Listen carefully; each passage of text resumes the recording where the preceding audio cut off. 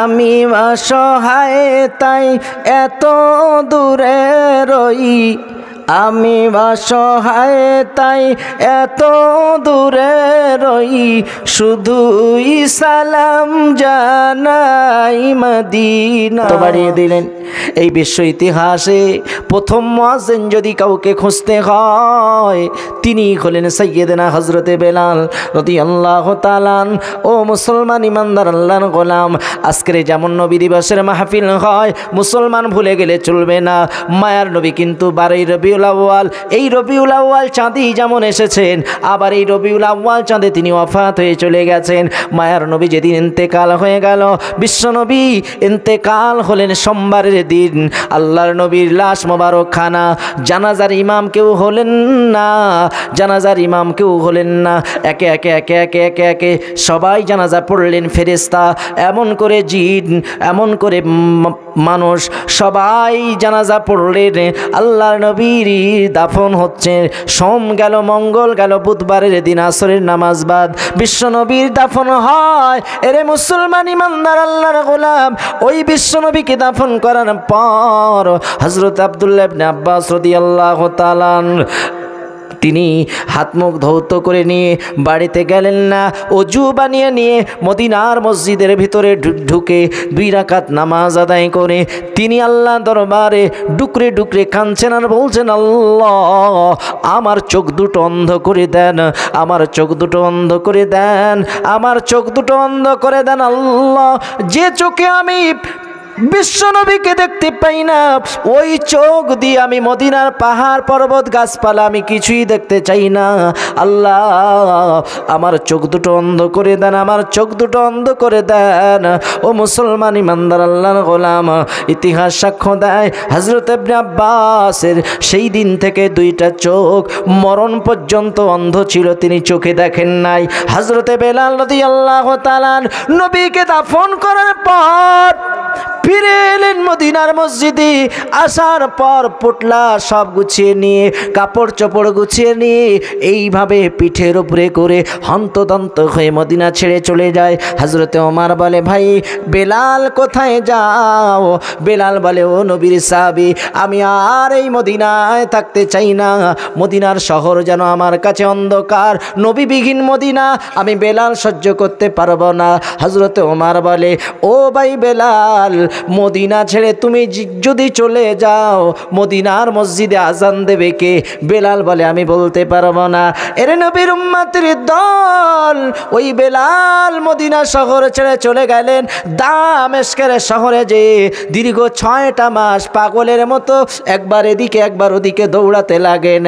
এই 6 মাস অতিক্রান্ত হয়ে যাওয়ার পর আল্লাহ নবী একদিন স্বপ্নের ভিতরে হযরতে বেলালকে বলে, ও বেলাল, আজ দীর্ঘ 6 মাস হয়ে গেল আমার মসজিদ ছেড়ে তুমি চলে গেছো, আমি নবীর মাজার ছেড়ে তুমি চলে গেছো। বেলাল, আমি নবীর জন্য তোমার কি মায়া নাই, তোমার কি দয়া নাই? আমি নবীর কাছ থেকে কেন তুমি চলে গেলে? আমি নবীর কাছ থেকে কেন তুমি চলে গেলে? আমি নবীর জন্য কি তোমার মায়া লাগে না, তোমার দয়া লাগে না? এমন সময় বেলাল ঘুমিয়ে গেল। ঘুম থেকে জাগ্রত হয়ে মনে মনে ভাবলেন, হায় হায় আমি কি দেখলাম। আবার তিনি ওই দুর্গম রাস্তা পাড়ি দিয়ে মদিনার রওজায় এসে বিশ্ব নবীর মাজার জিয়ারত করে মদিনার মসজিদে তিনি নামাজের অপেক্ষায় বসে রইলেন। জোরে বলেন সুবহানাল্লাহ। আমার বলার উদ্দেশ্য, সত্যিকারে হাকিকাতান বেলাল ছিলেন নবীর আশেক।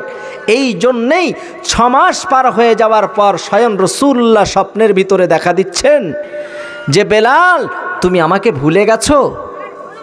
তুমি আজ 6 মাস কেন আমার মাজারের কাছে আসছো না? আমি যেটা মূলত বলতে চাচ্ছি, আমি আপনি কোন স্তরের এটা বিশ্বনবী দেখবেন না, আমি আপনি কোন তবকার, এটা আল্লাহ পাক দেখবেন না। দেখবেন আল্লাহ পাকের প্রতি আমার আপনার কতটুকু বিশ্বাস, কতটুকু আস্থা আছে, আমি আপনি কতটুকুন আল্লাহর হুকুমটাকে মেনে চলছি, কতটুকুন রসুলের আদর্শ মোতাবেক আমরা চলছি। যে যত বেশি আল্লাহর হুকুম আর রসুলের আদর্শ মোতাবেক চলবে, আল্লাহর কসম, আল্লাহর দয়া আর রসুলের দিদার তত বেশি বেশি এই জীবন দশায় শয়নে স্বপনে চাক্ষুষে এমনিতেই পেয়ে যাবে। একবার জোরে বলেন, আর একটু খুশিতে বলেন নারে তাকবীর, নারে তাকবীর। দরুদ শরীফ আল্লাহুম্মা। এই মাইকম্যান ভাই, সাউন্ডটা এত কমাচ্ছেন কেন আপনি?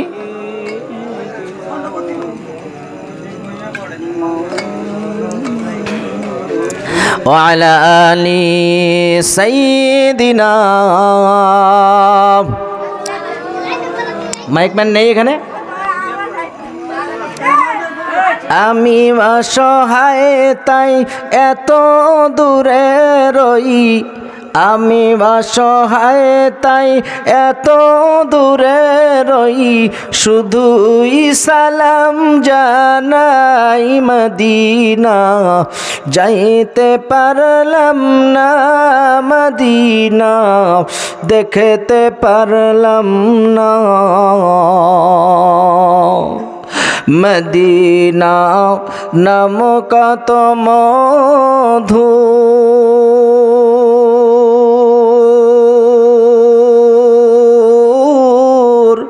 মদিনা আর যে কত দূর। ওই মদিনার পথের ধুলি আমি, ওই মদিনার পথের ধুলি আমি, মাখতে পারলাম না মদিনা, যাইতে পারলাম না মদিনা, দেখতে পারলাম না মদিনা নাম কত সুন্দর,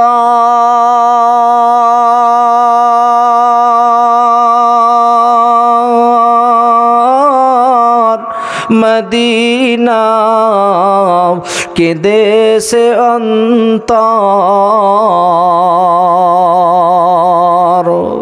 পাখির নাই ডানা থাকলে, পাখির নাই ডানা থাকলে, যেতাম মদিনায় মদিনা, যাইতে পারলাম না মদিনা, দেখতে পারলাম না। মুসলমান ইমানদার আল্লাহর গোলাম, এই পৃথিবীর জমিনে সত্যিকারে যারা রাসূলুল্লাহর সুন্নাত মোতাবেক জিন্দেগি বানিয়েছে, যখন মনে হয়েছে রাসূলুল্লাহকে স্মরণ করেছে, আল্লাহর হুকুমে বিশ্ব নবীর সাথে ঘুমন্ত অবস্থায় জাগ্রত অবস্থাতেও মোলাকাত হয়ে গেছে। জোরে বলবেন না সুবহানাল্লাহ? বিশ্বাস হয় জাগ্রত অবস্থায় দিদার? বসিরাটি আল্লামা হুজুর রহমাতুল্লাহ আলাইহি কলকাতার মানিকতলা জমিনে শুয়ে আছেন যিনি সুফি আব্দুল মোমেন সাহেব রহমাতুল্লাহ আলাইহি। এরে মুসলমান ইমানদার আল্লাহর গোলাম, ওই সুফি আব্দুল মোমেন সাহেব রহমাতুল্লাহ আলাইহি জীবন ইতিহাস আলগা করলে পাওয়া যায় মাওলানা সাআদাত হোসেন সাহেব একজন প্রখ্যাত আলেমে দ্বীন সুফি সাহেব হুজুরের সঙ্গে একটা মসলা নিয়ে তর্কে জড়িয়ে গেলেন। তর্কে জড়িয়ে ওই মাওলানা বলে, ও সুফি সাহেব হুজুর, এটা রসুলের কথা নয়, রসুলের হাদিস নয়। আর সুফি সাহেব বলেন, না না, এটা বিশ্ব নবীর জাবানের বাণী, অর্থাৎ এটা হাদিস শরীফ। এই পরিস্থিতি যখন কথোপকথন চলছে, কথা কাটাকাটি চলছে, সুফি ওই ফতে আলী ওয়াইসি রহমাতুল্লাহ আলাইহি সঙ্গে সঙ্গে মাবুদের দরবার একটু সাহায্য চাইলেন। আল্লাহ হাবিব নবীর হাদিসটাকে এই মাওলানা জাহিরি আলেম হওয়ার কারণে অস্বীকার করে। ও মায়ের আল্লাহ, বিশ্ব নবীর সাথে এই আলেমের মোলাকাত করিয়ে দেন, ওইখান থেকে ফয়সালাটা আপনি বার করে দেন। এমন সময় দেখতে পাওয়া গেল ওই মাওলানা সাহেব সুফি সাহেবের সামনে বসে বসে তন্দ্রাচ্ছন্ন হয়ে গেলেন। হঠাৎ যেন বেহুশি ভাব চলে এলো, ঢলে পড়লেন জমিনে, ঘুম এসে গেল, তন্দ্রা এসে গেল। কিছু সময় পর তিনি আবার উঠলেন, উঠার পরে বললেন, ও সুফি সাহেব, আমার ভুল হয়ে গেছে, অবশ্যই ওটা রাসূলের জবানের বাণী। জোরে বলেন। সুফি সাহেব হুজুর বললেন, বাবা কেমন করে বুঝলে? ওই মাওলানা সাদাত হোসেন সাহেব বলে, হুজুর আপনার সঙ্গে তর্কে জড়ানোর পর আমার চোখে কেমন জানি নিন চলে এলো, ঘুম চলে এলো। আমি জমিনে একটু লুটিয়ে পড়লাম। ওই অল্প সময় ঘুমানোর মাধ্যমে আমি রাসূলুল্লাহকে স্বপ্নে দেখতে লাগলাম। আল্লাহ নবী সাল্লাল্লাহু আলাইহি ওয়াসাল্লাম মদিনা রওজা থেকে তিনি বলতে লেগেছে, ও মাওলানা সাদাত, আমার সুফি সাহেব যেটা বলছে ওটা মেনে নাও, ওটা বানানো কোনো কথা না, আমি রাসূলের জবানের বাণী। জোরে বলেন, আর একটু মন খুলে বলেন। মুসলমান ইমানদার আল্লাহর গোলাম, এই জন্যে অনুরোধ করে বলবো রে মুমিন, একটা ছেলে সে ইঞ্জিনিয়ারিং পাস করেছে। এই ইঞ্জিনিয়ারিং পাস করার পর সে যদি প্র্যাকটিক্যালে ইঞ্জিনিয়ার হতে চায়, সে যদি ওই কাজগুলো করতে চায়, তাহলে প্র্যাকটিক্যাল তার শিক্ষার জন্য দরকার আরও একজন সিনিয়র ইঞ্জিনিয়ার। তার কাছে কিছু সময় দিতে হবে, কিছুদিন তাকে প্র্যাকটিক্যালে শিখতে হবে। শিখতে হবে কি হবে না? কোনো ছেলে যদি ড্রাইভারি শিখতে চায়, যতই তার সামনে বই পুস্তক দেওয়া হোক না কেন, খাতা কলমে যতই শিখুক না কেন, হাতে কলমে শেখার জন্যে আর একজন পুরানো ড্রাইভারের পাশে তাকে স্টারিং ধরতে হবে, ঠিক কিনা?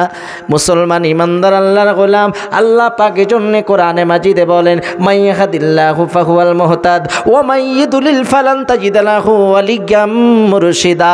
পৃথিবীতে যারা কপাল পোড়া হবে তারা ভালো মুর্শিদ পাবে না, তারা ভালো খাঁটি আল্লাহওয়ালা পাবে না। আর আল্লাহওয়ালা যদি না পায়, রাসূলুল্লাহ পর্যন্ত যাওয়া সহজ হবে না।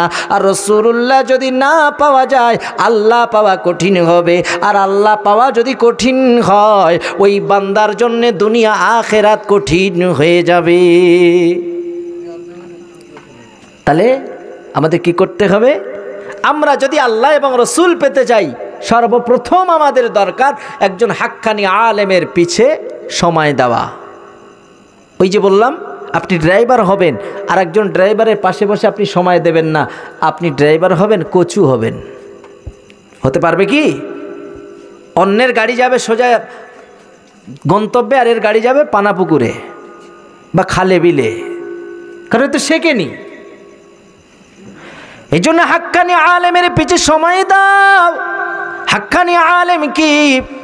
হাক্কানি আলেম হলো সে যার ভিতরে সুন্নাতের আমল বেশি আছে, যার ভিতরে সুন্নাতের পাবন্দি আছে, যার ভিতরে ন্যায়পরায়ণতা আছে, যার ভিতরে কোরআন সুন্নাহ মোতাবেক জিন্দেগি আছে। এই রকম আলেমকে দেখো, এই রকম আলেমের পাশে বসে যাও। ভেবো না অমুকের সন্তান বলে যে তিনি ভালো, অমুকের সন্তান বলে যে তিনি ভালো। কখনো নয় রে মুমিন। ভালো জাতের দানা আনা হলো।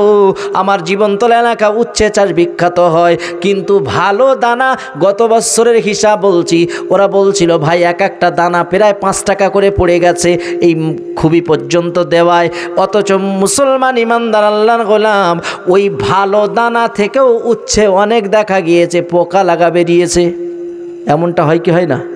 হ্যাঁ, বেগুন বলেন, পটল বলেন, ভেন্ডি বলেন, যাই বলেন না কেন, দানা যত ভালো হোক না কেন, কোম্পানি যত ভালো হোক না কেন, ওর ভিতরে অনেক কানা, অনেক ড্যামেজ, অনেক পচা, অনেক ইত্যাদি, এগুলো হওয়াটা স্বাভাবিক। এই জন্য আপনাকে আমাকে যাচাই করা লাগবে। আপনি একটা লুঙ্গি কিনবেন, অথবা একটা গেঞ্জি কিনবেন, অথবা আপনার স্ত্রীর একটা শাড়ি কিনবেন। ওইটা কেনার জন্যে আপনার স্ত্রীও অনেক সময় বলে আমি আপনার সঙ্গে দোকানে যাব, কালার চয়েস করব, কোম্পানি ব্র্যান্ডেডটা দেখে নেব। এরে নবীর উম্মতের দল, আপনি জান্নাতে যাবেন, আল্লাহ রাসূলকে নেবেন, সেই জায়গায় হাক্কানি আলেমকে কেন আপনি যাচাই করছেন না? এইটাই তো আমি মনে করি আপনার জন্য 1 নাম্বারের বোকামি, ঠিক কিনা? বোকামি নয়? হ্যাঁ, যেখানে আপনার জান্নাত জাহান্নাম নির্ভর করছে, আপনি সেই জায়গাটা ভালো দেখবেন না? তাকে দেখুন রে মুমিন, ওই হাড়োয়ার পাশে পেয়ারায় বাড়ি ডাক্তার শহীদুল্লাহ সাহেব রহমাতুল্লাহ আলাইহি, 18টা ভাষায় এমএ পাস করা মানুষ, ভালো একজন হাক্কানি পীরের হাতে বায়াত হবেন, মুরিদ হবেন। ডক্টর শহীদুল্লাহ সাহেব রহমাতুল্লাহ আলাইহি তিনি বার হলেন বাড়ি থেকে বার হওয়ার পর একজন পীরের কাছে গেলেন। পীরের কাছে যাওয়ার পর কিছুদিন বায়াত হলেন, মুরিদ হলেন। ওইখানে থাকার পর তিনি দেখলেন না এই জায়গায় থেকে কোনো কাজ হবে না, আবার তিনি ওখান থেকে চলে এলেন। ওইখান থেকে আর এক জায়গায় বায়াত হলেন, মুরিদ হলেন। আবার কিছুদিন সেখানে সময় দিলেন, সেখানে তেনার মন উঠল না, আবার তিনি ওইখান থেকে ফিরে চলে এলেন। এইভাবে 18টা দরবার তিনি পাস করে শেষ মুহূর্তে দাদা পীরের দরবারে তিনি যে বসে বসে মনে মনে ভাবলেন, আগে পীর পরীক্ষা করব, আগে বুজুর্গ পরীক্ষা করব, আগে আলেম পরীক্ষা করব, তারপরে বায়াত হব। দাদা পীরের দায়রা শরীফে তিনি বসে গেলেন। তিনি সুন্নাতি বসা না বসে তিনি সুন্নাতের খেলাফ বসে গেলেন। মুজাদ্দিদুজ্জামান মহলের ভিতরে ছিল। উনি ওইখান থেকে বেরিয়ে এসে বললেন, ও বাবা ডাক্তার শহীদুল্লাহ, 18টা ভাষায় এমএ পাস করতে পারলে বাবা, কিন্তু কোনভাবে বসলে সুন্নতি বসা হয় এতটুকুন তোমার জ্ঞান হলো না। আদবের সাথে না বসে বিয়াদবের সাথে বসলে বাবা। তবে শোনো, আবু বাকারের দরবারে কোনো বিয়াদবের স্থান নাই। জোরে বলেন না সুবহানাল্লাহ। সঙ্গে সঙ্গে ডাক্তার শহীদুল্লাহ সাহেব রহমাতুল্লাহ আলাইহি বললেন, হুজুর আমার বেয়াদবি মাফ করিন, আমি পরীক্ষা নেওয়ার জন্য আমি আপনার দরবারে এইভাবে বসেছি। কারণ আমি যে দরবারে যাই, যে পীরের হাতে বায়াত হই, আমাকে জিজ্ঞাসা করে আপনার কোয়ালিফিকেশন কি, আপনার যোগ্যতা কি, আপনি কি করেন। আমি শহীদুল্লাহ বলি 18 ভাষায় পড়তে পারি, লিখতেও পারি, পড়াতে পারি। যেই এই কথা বলি সঙ্গে সঙ্গে পীরেরদের আমি খিদমত করব কি? ও আল্লাহ, পীর দেখি তারা ঘুরিয়ে আমাকে সম্মান করে, তাজিম করে। আমি শহীদুল্লাহ মনে করি না, এখানে কাজ হবে না। হুজুর এইভাবে অনেকগুলি দরবার পাস করতে করতে আপনার দরবারে এসে মনে মনে ভাবলাম আগে পরীক্ষা নেব, তারপরে বায়াত হব। দাদা পীর সাহেবকে বললেন, বাবা শহীদুল্লাহ শুনে নাও, ইত্তাকু ফিরাসাতাল মুমিনি ফাইন্নাহু ইয়ানজুরু বিনুরিল্লাহি তাআলা। ইত্তাকু তোমরা পরেশ থেকো, ফিরাসাতাল মুমিনি মুমিনদের অন্তঃচক্ষু থেকে, ফাইন্নাহু কেননা ইয়ানজুরু তারা দেখতে পায়, বিনুরিল্লাহি তাআলা আল্লাহর নূরের তাজাল্লার ভিতর থেকে। ও বাবা ডাক্তার শহীদুল্লাহ, যেদিন তুমি বায়াত মুরিদ হওয়ার জন্য বাড়ি থেকে বার হয়েছিলে বাবা, ওই দিন ওই সময় আমার আল্লাহ ইলহামের মাধ্যমে আমি আবু বাকারকে জানিয়ে দিয়েছিল। জোরে বললে হতো না? আর একটু জোরে বলা গেল না? গল্প কথা বলছি না, আপনি ইতিহাস দেখেন। ফুরফুরার ইতিবৃত্ত একটা কিতাবের নাম বলছি, দেখেন। দাদা হুজুর পীর কেবলার বিস্তারিত জীবনী পোড়াপাড়া মোবারক রহমানী সাহেব তিনি লিখেছেন এই কিতাব, পড়ে দেখেন। আমার বলার উদ্দেশ্য এটাই, আপনি ভালো একজন ছাত্র হতে গেলে ভালো একজন শিক্ষকের কাছে আপনার যেতে হবে। ঠিক বলছি না ভুল বলছি? আর ভালো শিক্ষকের কাছে যখন আপনি যাবেন, ওই শিক্ষক আপনাকে ঠিক র্যাঙ্কে পরীক্ষা দেওয়ার মতো যোগ্যতা এমনি তিনি চেষ্টা করে সেই জায়গা পর্যন্ত পৌঁছে দেবে ইনশাআল্লাহ। এই জন্য কবিতার ভাষায় বলে, ওরে নবী ছাড়া খোদা পাবি না রে দেওয়ানা, নবী ছাড়া খোদা পাবি না, ওলি ছাড়া নবী পাবি না রে দেওয়ানা, ওলি ছাড়া নবী পাবি না। আল্লাহ বলেন কোরআন পাকে, চাও যদি পেতে কেউ আমাকে, ধরো গিয়ে নবীর দামান খানা রে দেওয়ানা, নবী ছাড়া খোদা পাবি না। নবী বলেন হাদিস পাকে, চাও যদি পেতে কেউ আমাকে, ধরো গিয়ে অলির দামান খানা রে দেওয়ানা, অলি ছাড়া নবী পাবি না। দুনিয়া চায় খোদাকে রাজি, খোদা যে চায় নবীকে রাজি গো। ও ভাই ভে তথ্য বোঝা যাবে না রে দেওয়ানা, নবী ছাড়া খোদা পাবি না। মুসলমান ইমানদার আল্লাহর গোলাম, তবে ওই ওলি ধরতে গেলে আপনাকে বুঝে শুনে ধরতে হবে। মুসলমান রে, আজকের এই সমাজের দিকে তাকালে দেখা যায় যে নকল সেও পর্যন্ত বোর্ড লাগিয়ে রেখেছে নকল হইতে সাবধান। যে নকল সেও বোর্ড লাগিয়ে রেখেছে নকল হইতে সাবধান। আপনি যাবেন কোথায়? এই জন্য আপনাকে নিজে যতটুকু পারসার পাওয়ার আল্লাহ দিয়েছে ওই রেটার দিয়ে আপনাকে নির্ণয় করতে হবে। যদি না পারেন, ভালো একজন হাক্কানি আলেমের সঙ্গে আপনাকে চিন্তা ভাবনা করে তার সঙ্গে সময় দিয়ে ওই রকম একজন ভালো খাঁটি আল্লাহওয়ালা আপনাকে খুঁজতে হবে। আর ভালো যখন খাঁটি আল্লাহওয়ালা পেয়ে যাবেন, এরে মুমিন মনে রাখো, রসুল পাওয়া সহজ হবে। আর রসুল পাওয়া সহজ হওয়া মানে আল্লাহ পাওয়া সহজ হওয়া। এই পৃথিবীতে যারা আল্লাহ এবং রসুল পেয়ে গেছে, মনে রাখবেন গোটা দুনিয়া তাদের অধীনে হয়ে গেছে।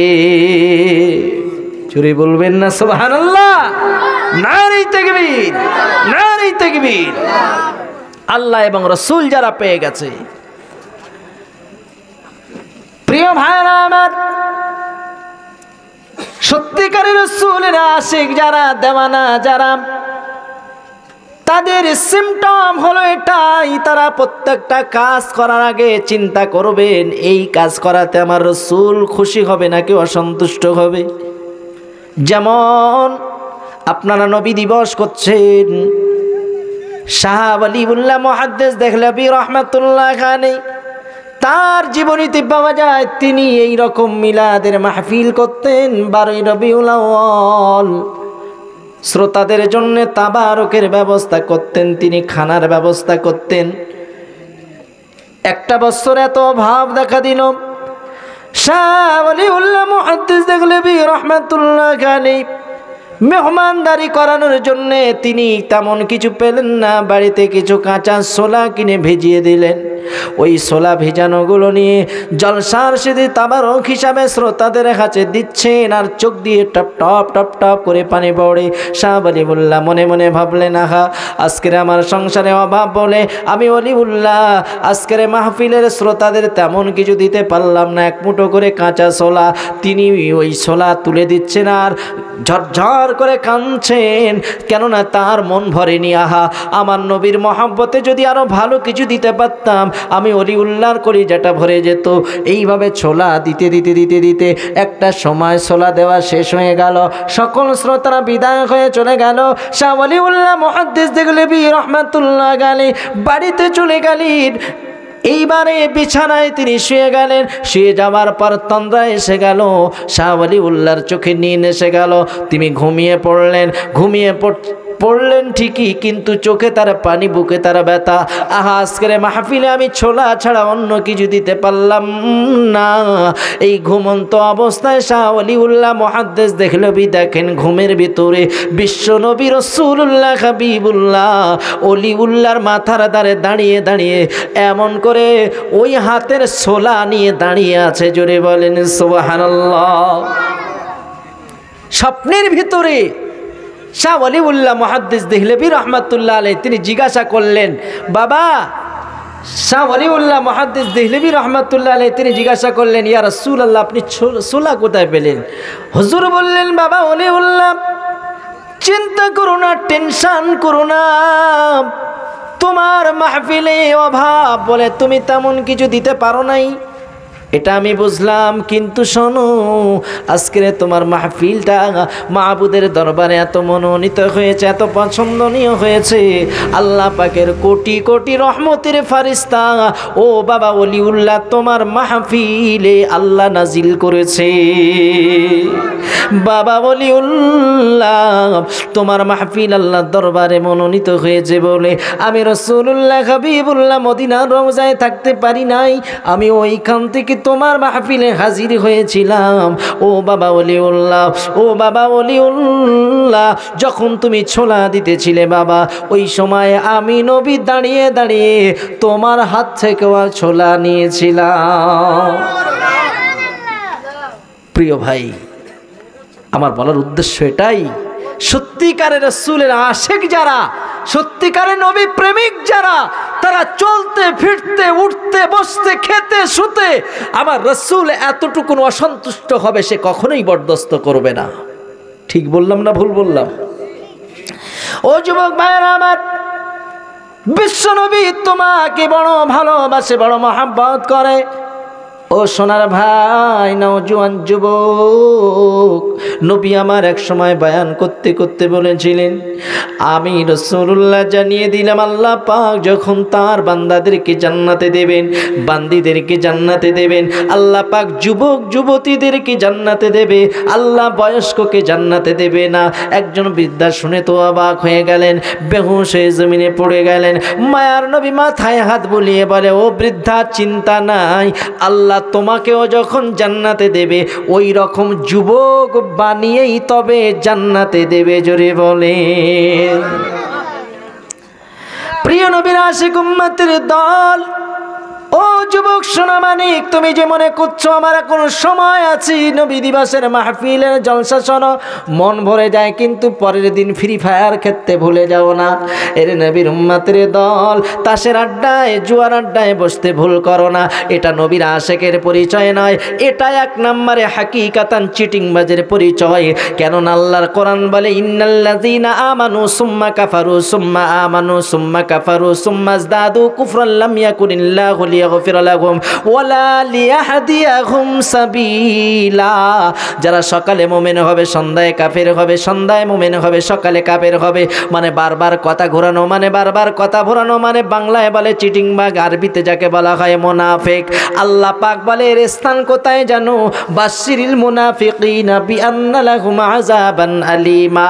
কাফেরের তবু একটা ভালো জাহান্নামে থাকবে, কোয়ালিটিটা একটু ভালো হবে, মুশরিকের তবু একটু কোয়ালিটি ভালো হবে, বেঈমানের একটু কোয়ালিটি ভালো হবে, কিন্তু মুনাফিকের জাহান্নামের কোয়ালিটি এমন হবে রে ভাই, সব থেকে নিকৃষ্ট জায়গা হবে মুনাফিকের ঠিকানা। ও যুবক ভাইরা আমার, বিনয়ের সাথে বলবো, তাই অনুরোধ করে বলবো, এই পৃথিবীর জমিনে তুমি আমি এসেছি, একটা সিস্টেম আছে। তোমার দাদু আগে এসেছে, তোমার আব্বু তারপরে এসেছে, তুমি তারপরে এসেছো। যুবকরে, এমন কোনো দিন যায় না যুবকের লাশের খবর পাওয়া যায় না, যুবকের মৃত্যুর খবর পাওয়া যায় না। ও যুবক, তুমি মনে করো আমার সময় এখন বাকি আছে, না রে যুবক, না না, কখন জানি মালাকাল মাউত দোরগোড়ায় এসে হাজির হয়। তুমি মনে করছো আমি পালাবো, না রে যুবক, না না। মাইকেল জ্যাকসন পর্যন্ত নিজেকে অনেক দিন বাঁচিয়ে রাখার জন্যে অনেকগুলি ডাক্তার, অনেকগুলি ইঞ্জিনিয়ার তার ডানে বামে সর্বসময় মজুদ থাকতো। মাইকেল জ্যাকসন টিকতে পারে নাই, সাদ্দাত পর্যন্ত জান্নাত বানিয়ে নিজ জান্নাতে যাবে, অনেক দিন বাঁচবে, কিন্তু বাঁচতে পারে নাই। ও যুবক, তুমি যে অনেক দিন বাঁচতে পারবে এর গ্যারান্টি নিয়ে তুমি বসে থেকো না। আল্লাহ পাক বলে, ফাইজা জা আজালুহুম লা ইস্তাখিরুনা সাআতাও ওয়ালা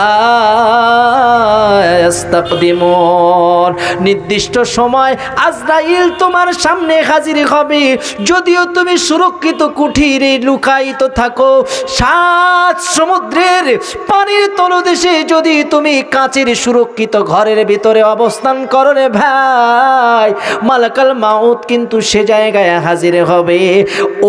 যে সময়ে তোমার মউত নির্ধারণ আছে, একই সময় তোমার মরণ হবে না, 1 সেকেন্ড আগে না 1 সেকেন্ড পরে হবে না। মরণ থেকে যতই পালাও মরণ তোমার নেবে ঘিরি, যদিও সুদূর আকাশ পথে লুকাও সেথায় লাগিয়ে সিঁড়ি। নদী পথে নৌকা চালাও ও মাঝি ভাই, বেলা ডোবার আগে আমি ওপার উঠতে চাই। ডুবে গেলে বেলারে আর ওঠে না, ভেঙে গেলে মেলারে আর জমে না। নদীরে পার ভাঙে ও পার গড়ে, এই তো নদীরই খেলা। সকাল বেলার ধনীর তুই ফকির সন্ধ্যাবেলা। ঠিক কিনা বলেন? মুসলমান ইমানদার আল্লাহর গোলাম, ও যুবক, হাতে দড়ি পায়ে দড়ি, বিনয়ের সাথে বলি যাই রে যুবক, না না, নিজেকে স্রোতে গা ভাসিয়ে দিয়ে ভুল পথে চলো না। তুমি যুবক, তুমি স্কুলে পড়ো, ভার্সিটিতে পড়াশোনা করো, তোমার যৌবনী রক্ত টকবক করে শরীরে ফোটে, সেটাও আমি জানি। যুবক রে, তুমি মনে মনে ভাবো 5 ওয়াক্ত নামাজি হলে মনে হয় আমার বউ ভালো হবে না, 5 ওয়াক্ত নামাজি হলে মনে হয় গ্রামের মানুষ আমাকে সম্মান দেবে না, আমার শ্বশুর হয়তো সেকেলে মনে করবে। না রে যুবক, না না, আল্লাহ পাক বলেন ওয়ামাইয়া তাওয়াক্কাল আলাল্লাহি ফাহুয়া হাসবু। এই পৃথিবীর জমিনে যারা আমি আল্লাহর উপরে তাওয়াক্কুল করে, আমি আল্লাহ তার জন্য যথেষ্ট হয়ে যাই। তোমার মতো কত স্কুল কলেজ ভার্সিটির ছাত্র তারা নিয়মিত পড়াশোনা করে, অনেক যুবক আছে কারখানায় কাজ করে, অনেক যুবক আছে রিক্সা চালায়, ঠেলা চালায়, এমন করে তারা ওই সকল কাজের মধ্যে যুক্ত থাকে, অথচ নিয়মিত নামাজের সময় হলে নামাজ তারা ছাড়ে না।